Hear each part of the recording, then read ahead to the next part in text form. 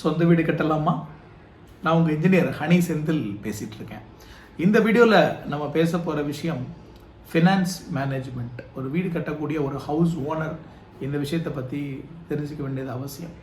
இப்போ நம்ம இது வரைக்கும் பேசின விஷயங்கள் நம்ம பேசிக்காக ஃபஸ்ட்டு இந்த லேண்ட்லேருந்து பிளான் பண்ணுறதுலேருந்து என்னென்ன டைப் ஆஃப் டாக்குமெண்ட்ஸ் வேணும், எப்படி கொட்டேஷன் வாங்கணும், எப்படி நம்ம கான்ட்ராக்டரை யார் பண்ணுறாங்க அவங்களுக்கு எப்படி சூஸ் பண்ணுறது, ப்ளஸ் அக்ரிமெண்ட்டுக்கு முன்னாடி என்ன பேசணும், அக்ரிமெண்ட்டில் என்ன எழுதணும், எக்ஸிக்யூஷன் ஃப்ளாலெஸ்ஸாக போகிறதுக்கு என்ன மாதிரியான சிஸ்டம் வேணும், என்ன மாதிரியான இன்டரிம் மீட்டிங்ஸ் வேணும், ப்ளஸ் லாஸ்ட் வீடியோவில் நம்ம பேசினபடி இந்த கான்ஃப்ளிக்ஸ் வர்றதை நம்ம எப்படி தவிர்க்கலாம், வந்தால் எப்படி கடந்து வரலாம். சிம்பிள், அவ்வளோதான். ரொம்ப எளிமையான விஷயம். நாம் இந்த ஒரு விஷயத்தை கான்சன்ட்ரேட் பண்ணோம் அப்படின்னா, ஃபைனான்ஸ், இதை நம்ம கரெக்டாக கான்சன்ட்ரேட் பண்ணோம் அப்படின்னா ரொம்ப ஈஸியாக நம்ம அடுத்த லெவலுக்கு போக முடியும். அடுத்த லெவல்னு சொல்கிறது, நம்ம வீடு நமக்கு பிடிச்ச மாதிரி அமைச்சு நம்ம வீட்டோட கிரகப்பிரவேசத்தை ரொம்ப சந்தோஷமாக பண்ணலாம். அதை நோக்கி தான் நம்ம ட்ராவல் பண்ணுறோம். இந்த ஃபினான்ஸ் மேனேஜ்மெண்ட்டுங்கிறது எப்படின்னா, work flow is directly proportional to cash flow. Cash flow சரியாக இருந்தால் தான் ஒர்க் ஃப்ளோ நடக்கும். இங்கே வேலை ப்ராப்பராக நடக்கணும் அப்படின்னா ப்ராப்பராக மெட்டீரியல், லேபர் ஃபீட் பண்ண வேண்டியது அவசியம். டேட்டா தாராளமாக இருக்கும். என்ன வேணுங்கிறத கிளாரிஃபை பண்ணிவிட்டு ஒரு டிராயிங் ரெடி பண்ணிவிட்டு எல்லாம் ரெடி பண்ணிட்டோம்னா என்ன பண்ணணுங்கிற கிளாரிட்டி இருக்கும். எப்படி பண்ணணுங்கிறத பண்ணுறதுக்கு அந்த இன்ஜினியர் கான்ட்ராக்டர் வந்துட்டார்.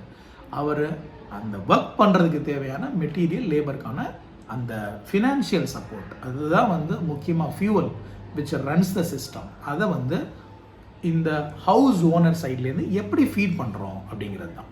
இதுக்கு நம்ம சைடில் இருந்து கிளியராக அந்த டேட்டாவை அவங்கக்கிட்டேருந்து பேசி வாங்க வேண்டியது முக்கியம். இங்கே நான் டேட்டான்னு சொல்கிறது எந்தெந்த ஸ்டேஜில் என்னென்ன அந்த பே அவுட்ஸ், அதை பற்றின கிளாரிட்டி.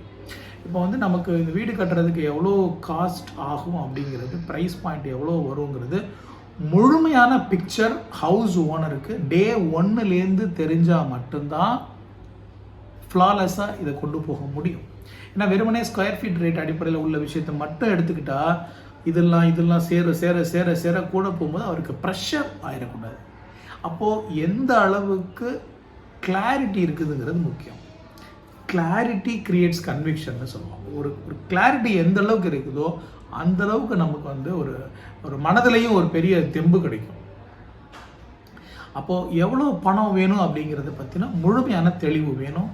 எந்தெந்த ஸ்டேஜில் எவ்வளோங்கிறது வேணும். இப்போ நம்மளை பொறுத்த வரைக்கும் பர்சனலாக நம்ம என்ன சேவிங்ஸ் வச்சுருக்கோம், என்ன எஃப்டியில் ஏதாவது போட்டு வச்சுருக்கோமா, இல்லை நம்ம எதாவது ஜுவல்ஸ் ஏதாவது அடகு வைக்கிறதா முடிவு பண்ணுறோமா, இல்லை விற்கிறதா முடிவு பண்ணுறோமா, பேங்க்லேருந்து எவ்வளோ அமௌண்ட்டு நம்ம வாங்குகிறோம், அதோட பே அவுட் எப்போ வரும், எந்தெந்த stage of the completion of கன்ஸ்ட்ரக்ஷனில் என்ன அமௌண்ட்டு வரும், இல்லை நம்ம நண்பர்கள் யார்ட்டாவது நம்ம வாங்குறதா முடிவு பண்ணுறோமா, இல்லை அதை எப்போ பிளான் பண்ணால் அதை வாங்க முடியும், டோட்டல் அமௌண்ட் நமக்கு எவ்வளோ வேணும், அந்த இத்தனை பிரான்ச்சஸில் எவ்வளோ அமௌண்ட் வரும், ப்ளஸ் நம்ம ப்ராஜெக்டோட ஷெட்யூல் படி எந்தெந்த தேதிகளில் நமக்கு எவ்வளவு பணம் தேவைப்படும்.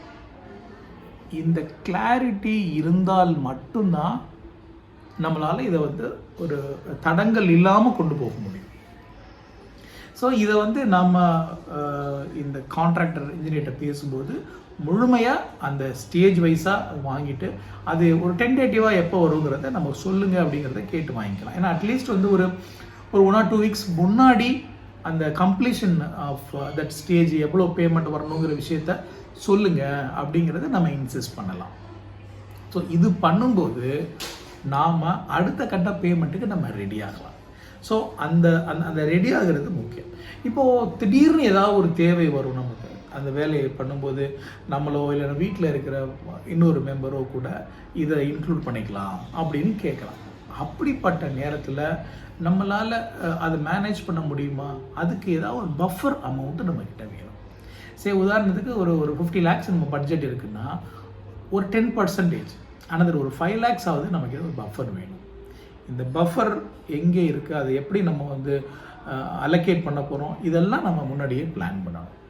ஸோ இந்த ஃபினான்ஷியல் பிளானிங்கில் நம்ம பணம் எப்படி சோர்ஸ் பண்ணுறோம், எவ்வளோ வேணும், எப்பப்போ வேணும், இந்த பிளான் பண்ண படத்தை தாண்டி எவ்வளவா நம்மக்கிட்ட பஃபர் இருக்குது, அதை எப்படி ஃபிக்ஸ் பண்ண போகிறோம், இந்த கிளாரிட்டி இருந்தாலே நமக்குள்ள அதை எளிமையாக நம்ம அச்சீவ் பண்ண முடியும்.